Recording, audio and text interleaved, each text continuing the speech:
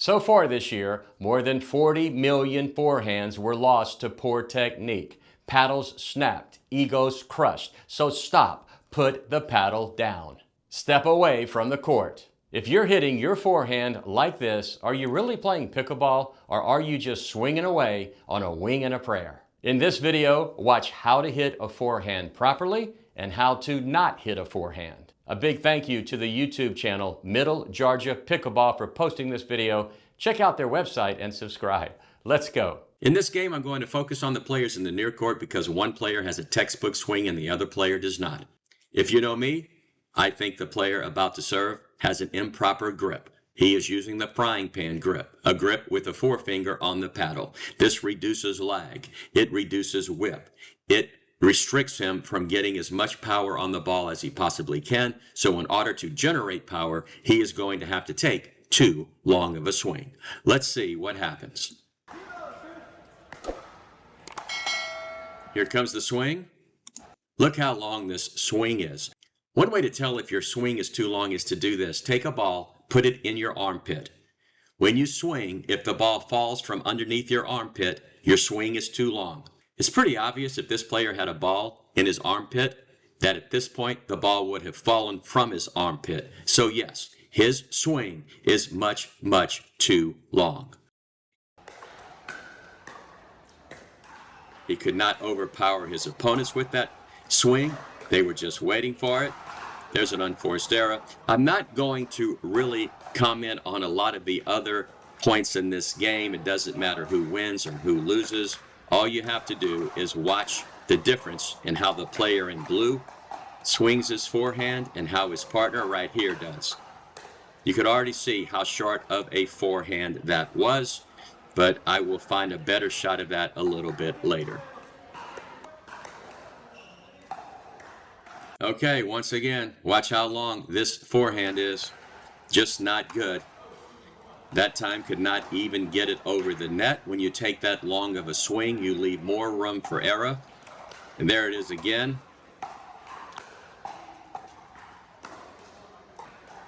Let's see here. Oh, he just happened to hit that one out of the court.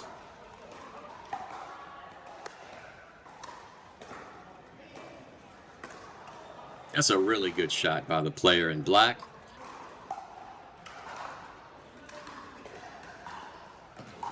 There's a missed third shot. The third shot is so important in pickleball.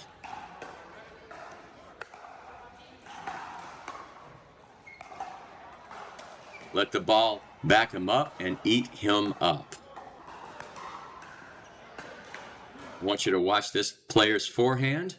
Look how low he is getting. Look at the position of his paddle. Look how sharp his backswing is.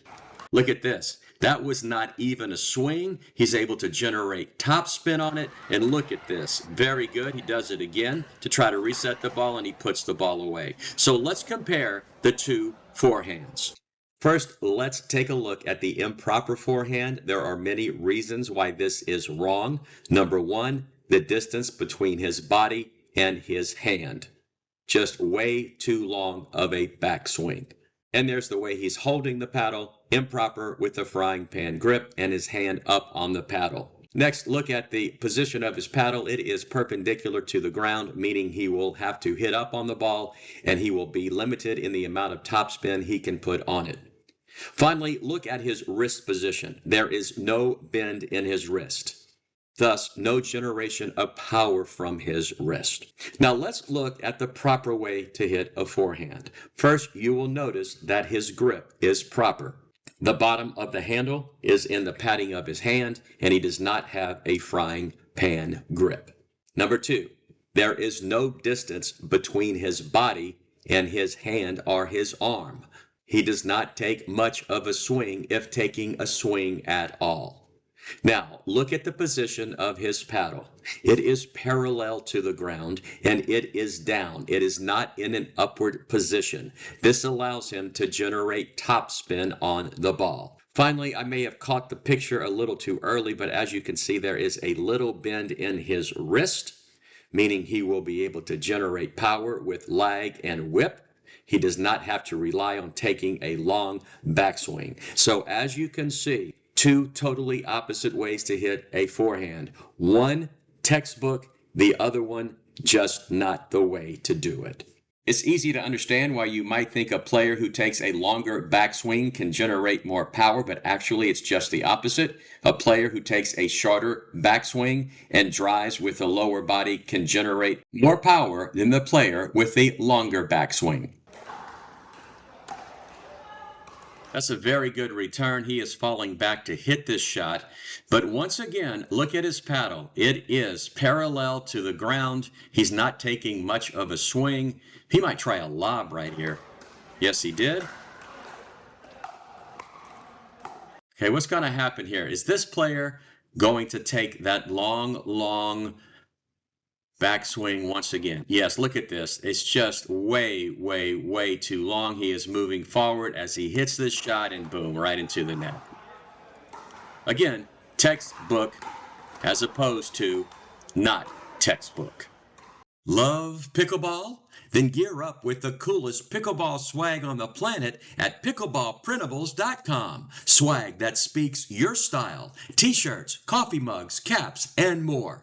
Pickleball Printables, where pickleball is not just a game, it's a vibe. Here we go again, long backswing and out of the court. He tried to hit the winner there, but a lot of times what happens when a player takes such a long swing, they hit it out of the court or into the net. The court is only 22 feet long on the other side, and at 20 feet across, it's not a tennis court. Here we go again. Boom! Okay, that ball fell inside the court. I do understand the player in black letting that ball go. He saw that he took a huge swing. He thought it was going out. A lot of times a player who takes that long of a backswing will definitely hit the ball out of the court.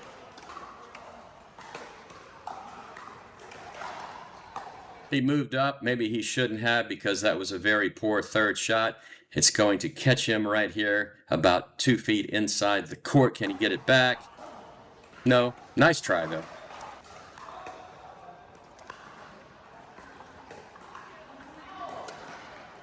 I have no idea why he backed up on this shot right here. He could have easily taken that out of the air. Instead, he lets the ball get behind him, eat him up, and he hits it out of the court.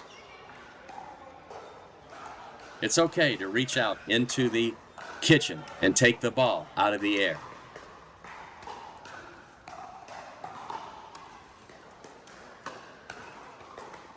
Goodbye.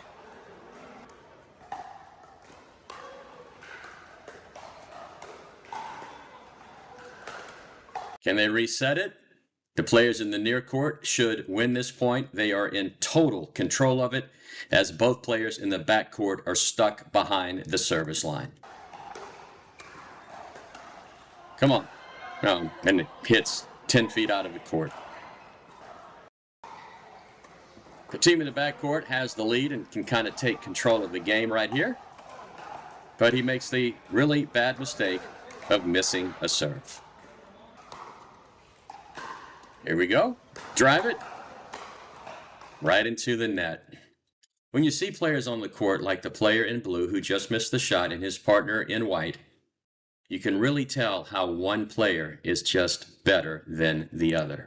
And most of it has to do with technique. I'd be willing to bet the player in white has taken lessons and the player in blue never has.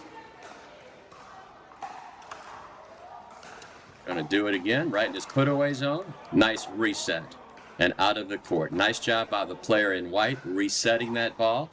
Players have switched sides. The game is halfway over. The players who are now in the back court have the lead.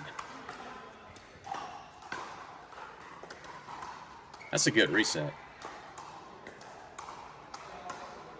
Gonna try the lob here. That's another good get, another good get. Okay, this point right here is now in control of the players in the near court as their opponents are trapped at the back of the court. Just keep them at the back of the court and make them continue to be in a defensive situation. That is such a bad decision. That is about the worst decision he could have made. He had his opponents trapped. Keep them there. Instead, he hits this little dink shot, allowing them to move forward in the court. and now it's an equal game here. Good get, and put away. They ended up winning the point, but when you have your opponents trapped at the back of the court, keep them back there. Don't get cute with it.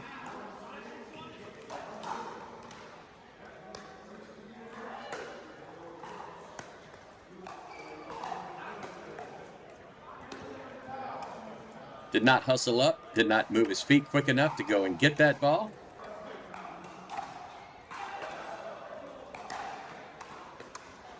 Oh, that was a little unfortunate as it hits the top of the tape and kind of flies into his body.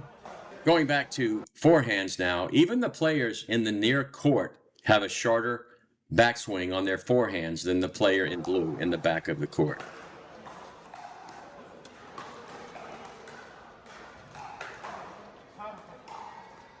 It right down into the net.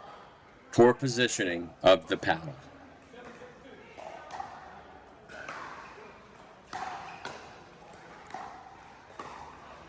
Oh, he just missed that one with his backhand. That's one of the few mistakes he has made in this game. And that's the second serve he missed. No power. Easily returned.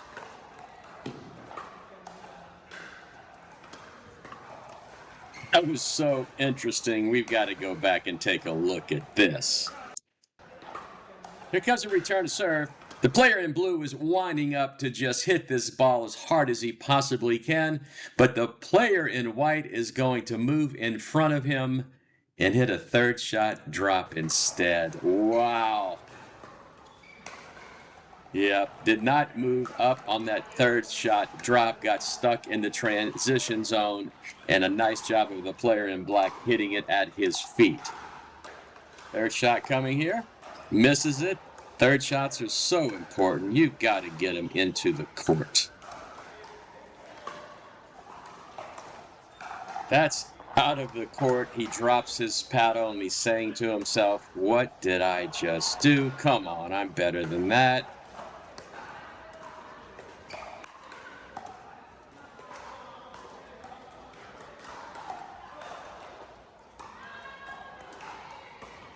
That was a really good shot, but it's kind of interesting what happened throughout this entire point.